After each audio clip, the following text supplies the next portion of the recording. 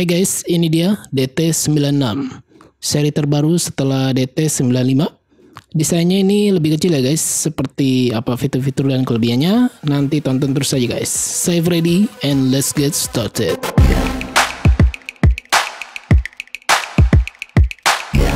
Kita lihat untuk kemasan boxnya ini warna putih, ciri khas DT number 1 ya. Untuk harganya sendiri DT96 ini sekitar 500 ribuan di Indonesia, atau di website luar ini sekitar $47. Oh ya, buat kamu yang baru pertama kali hadir di channel ini bisa langsung subscribe dan nyalakan lonceng, karena di channel ini saya banyak menghadirkan smartwatch tipe-tipe terbaru guys. Kelebihan pertama dari DT96 ini dapat 2 pasang strap guys. Ini strap silikonnya bonusan warna hitam ya. Kita lihat di bagian buckle-nya ini dari metal. Dan ini strap yang saya pesan stainless steel ya, model Milanese warna hitam. Di bagian buckle-nya ini mirip DT95 yang kemarin saya pernah review. Untuk kabel charger magnetnya dia menggunakan 2 pin. Dan di sini ada user manual. DT96 ini menggunakan aplikasi yang namanya FitCloud Pro. Nanti kita coba pairing. Kita lihat untuk ukuran strapnya ini lebarnya 20 mm. Cukup kecil ya. Tipe DT96 ini bisa pakai strap yang DTX atau tipe lainnya yang ukurannya sama ya, strapnya 20 mm. Ya, ini dia DT96, bentuknya bulat. Kalau dilihat mirip dengan B18 smartwatch. Bisa lihat nanti di deskripsi, saya ada cantumkan linknya. Ukurannya ini lebih kecil dari DT95 ya guys. Kita lihat di bagian material case-nya ini dari plastik, bukan alloy ya. Bagian back case-nya juga dari plastik. Di sini ada heart rate sensor dan pin charger magnet. Pin chargernya ini kelihatannya terlalu ke atas banget ya. Untuk Bluetooth-nya menggunakan 4.2. Juga sudah waterproof, IP67. Di bagian kanan ada 2 tombol. Yang atas ini fungsinya untuk power on off, dan yang di bawah ini untuk back dan ke mode sport. Oke, ini saya pasang strapnya dulu. Ya, seperti ini tampilannya ketika setelah dipasang. Ukuran keseluruhannya ini 250 mm. Untuk menghidupkannya seperti biasa guys, tekan dan tahan tombol yang atas. Ukuran displaynya ini 1,3 inch dengan resolusinya 360 x 360 pixel. Dia sudah 2.5D curved glass. Bluetooth-nya juga sudah yang terbaru 5.0. Oke, ini saya setting dulu ya brightness-nya biar nggak terlalu slow banget terang. Kita lihat di bagian slide atasnya ini ada indikator baterai, DND, settings. Di setting display ini kita bisa ubah untuk tampilan watch face guys. Tersedia 5 pilihan. Watch face analognya ini keren-keren nih guys. Nanti kita lihat lagi di bagian app-nya. Kalau kita slide ke kiri ini ada menu pintas mirip tampilan Halo LS05 ya guys. Di sini juga ada heart rate monitor dan sleep data. Tombol yang bawah ini fungsinya untuk ke menu pintas olahraga ya. Tersedia 5 jenis olahraga exercise. Ini saya tes tampilan yang running ya. Seperti ini tampilannya.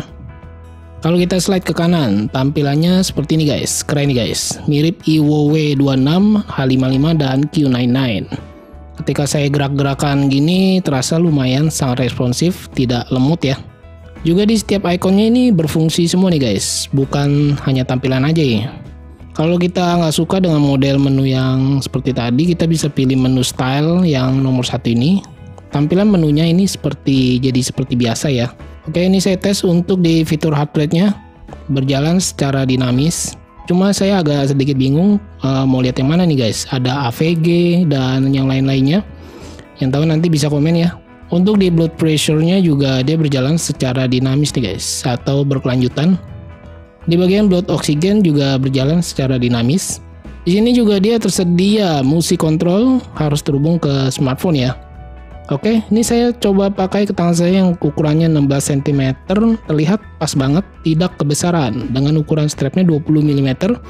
Untuk di bagian case juga terlihat pas nih guys, karena diameternya ini cuma 42 mm ya, cukup kecil.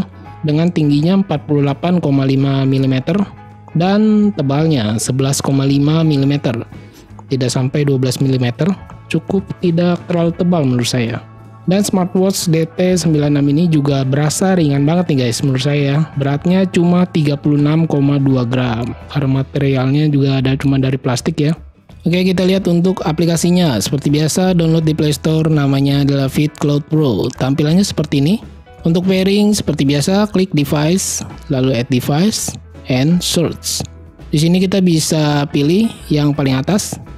Setelah terhubung, otomatis waktu di smartwatch akan berubah ya guys. Di bagian ini kita bisa aktifkan notifikasi yang akan masuk ke smartwatch. Nah, di sini ada dial setting nih guys. Tersedia watch face tambahan ya.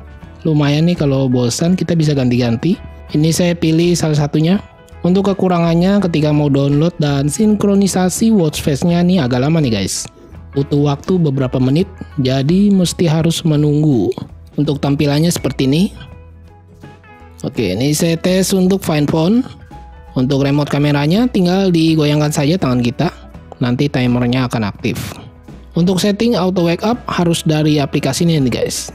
Untuk auto wake up-nya sendiri saya tes berjalan dengan baik.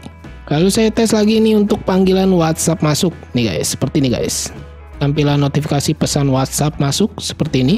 Dia hanya menampilkan pesan singkat aja ya guys, tidak bisa baca banyak karakter. Kesimpulannya DT96 smartwatch ini cukup recommended menurut saya. Desainnya minimalis bulat, tidak terlalu besar, jadi untuk dipakai ke tangan saya yang kecil ini sangat cocok ya. Juga dia terdapat bonus strap tambahan di setiap pembelian. Layarnya juga bagus guys, sudah IPS sepertinya, cuma tidak tertulis ya. Watch face-nya banyak, ada tambahan di aplikasinya. Di bagian tampilan menunya juga ini keren guys, dia ada dua model menu dan layarnya ini menurut saya bagus, tidak lemot. Kemudian untuk daya tahan baterainya ini saya suka guys. Sejak pembelian dari tanggal 1 Juli sampai saya upload sekarang ini cuma baru dicas 1 kali. Dalam mode standby bisa bertahan saya hitung sampai 25 hari. Mantap kan?